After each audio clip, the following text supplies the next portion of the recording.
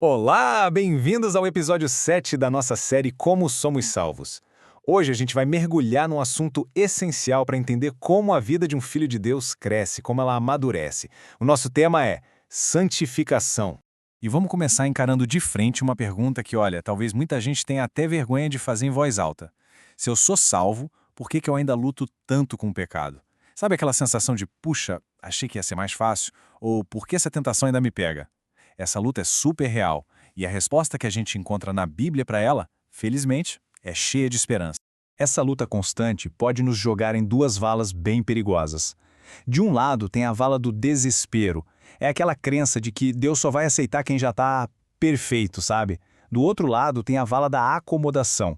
É pensar, já que a salvação é pela graça, essa minha luta contra o pecado não importa tanto assim. Mas o caminho bíblico passa bem longe desses dois extremos.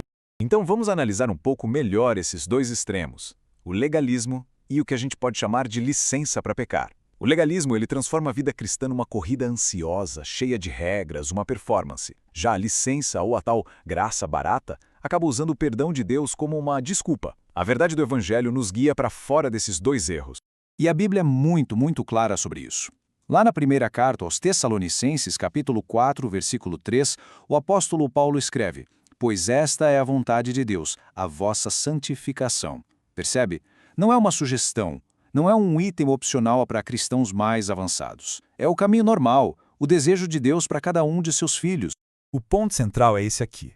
O Evangelho não é nem uma escada de mérito que a gente precisa escalar, nem uma licença para viver de qualquer jeito. O Evangelho é reconciliação com Deus, e essa reconciliação gera, como consequência natural, uma vida nova.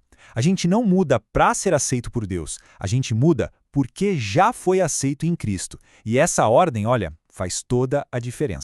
Isso nos leva a uma das distinções teológicas mais libertadoras que existem. Vamos tentar entender a nossa nova identidade e, ao mesmo tempo, a nossa transformação que está sempre acontecendo. Existe uma diferença crucial entre quem nós já somos em Cristo e quem nós estamos nos tornando no dia a dia.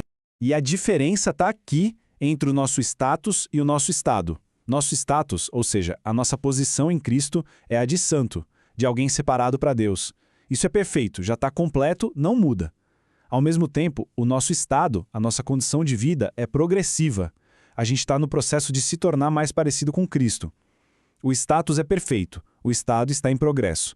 É exatamente por isso que a luta existe. E a carta aos Hebreus, lá no capítulo 12, reforça a seriedade desse processo. Diz assim: segui a paz com todos e a santificação, sem a qual ninguém verá o Senhor. Agora, calma. Isso não quer dizer que a nossa santidade compra a salvação.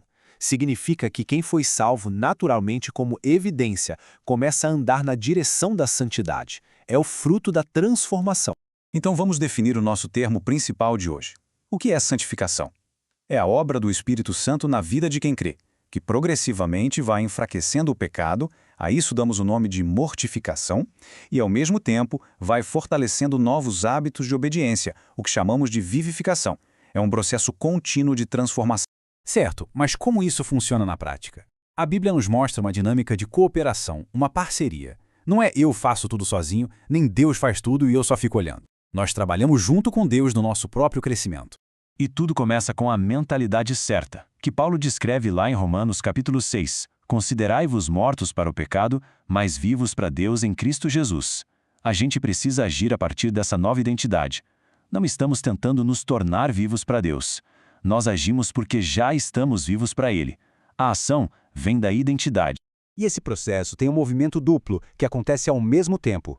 O primeiro é a mortificação, fazer morrer dia após dia os velhos padrões do pecado. Mas não para aí.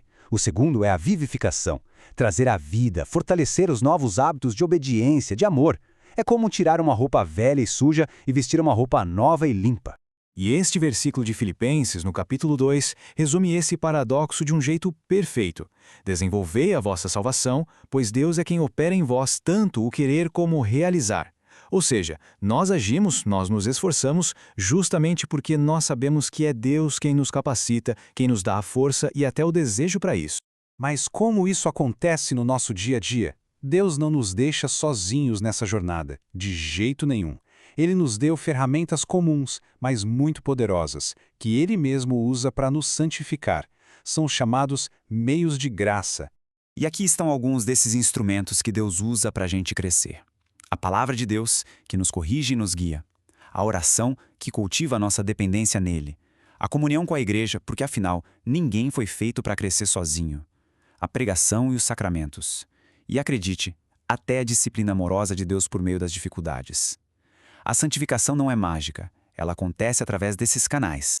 E qual é o objetivo de tudo isso? Não é só seguir uma lista de regras de pode e não pode. Como a gente vê em Gálatas capítulo 5, o alvo é o fruto do Espírito. É desenvolver um caráter parecido com o de Cristo. Olha só que coisa linda! Amor, alegria, paz, paciência. A santidade, no fim das contas, é bonita. Para a gente fechar, a segunda carta aos Coríntios, no capítulo 3, nos dá essa visão maravilhosa, cheia de esperança.